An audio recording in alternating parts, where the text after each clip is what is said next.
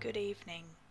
What you are about to hear is a dramatized audio translation of the events that occurred at 19 Chestnut Street, July 25th, 2018, starting at approximately 9:08 p.m. and ending at approximately 9:27 p.m. This translation was taken from video surveillance cameras and audio microphones placed in the living area, kitchen, upstairs hallway, and master bedroom of the home. Translation goes as follows. 9:08 p.m. Susan Meyer, former lead investigator for the Hamilton Paranormal Research Center, arrives at the home and enters through the front door. 9:09 p.m. A small manila folder sitting on the coffee table begins to shake and eventually takes flight in the direction of Mrs. Meyer, striking her between the eyes, causing a small cut in her skin and tiny droplets of blood to flow down her face. 9:10 p.m. A large curio cabinet to her right seems to move out by itself about 3 inches from the wall and crash to the floor in front of her, pitting her between it and the front door, at which time Mrs. Meyer screams, "Michael, why are you doing this?" 9:11 p.m. A low humming sound is heard. The volume intensifies and forms into what appears to be a voice saying, "This is my house." 9:12 p.m. All lights under surveillance start turning on and off by themselves, doors opening and closing repeatedly.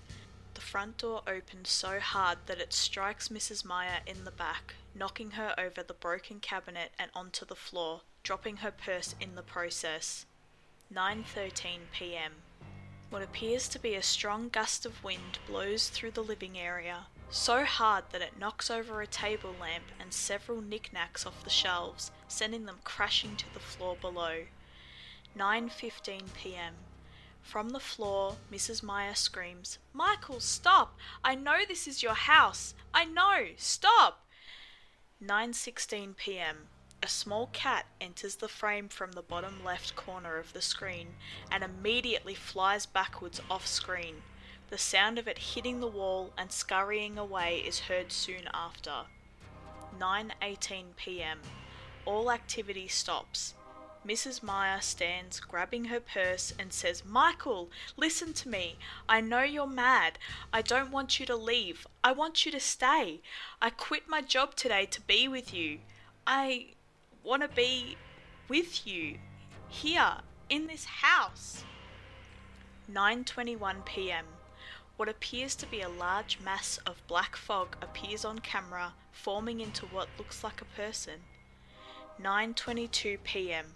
Staring directly into the fog, Mrs. Meyer says, "Michael, I can finally see you. I love you. I love everything you do for me. And now we'll always be together." 9:24 p.m.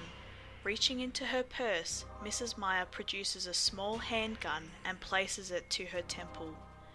9:25 p.m. All video surveillance cameras shut down and lose signal. Only audio remains. 9:26 p.m. One single gunshot is heard, then the sound of something heavy hitting the floor. 9:27 p.m. All transmissions are lost. The body of Susan Meyer was found dead after a neighbour called 911 to report what sounded like a gunshot. Officers arrived on the scene to find the house in disarray and Mrs. Meyer's bloody corpse lying on the floor in the living area, the victim of an apparent suicide.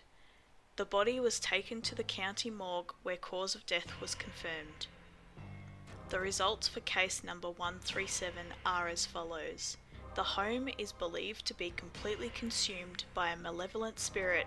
Any further investigation may result in injury and/or death of another member of this organisation. I will not take that risk. Case number 137 is now closed and will never be spoke of again.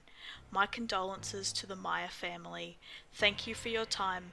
David Weinhardt, Director of Operations, HPRC.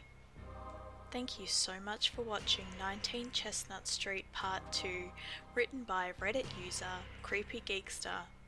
Stay tuned for more weird, wacky, and wonderful things from this channel. Stay spooky.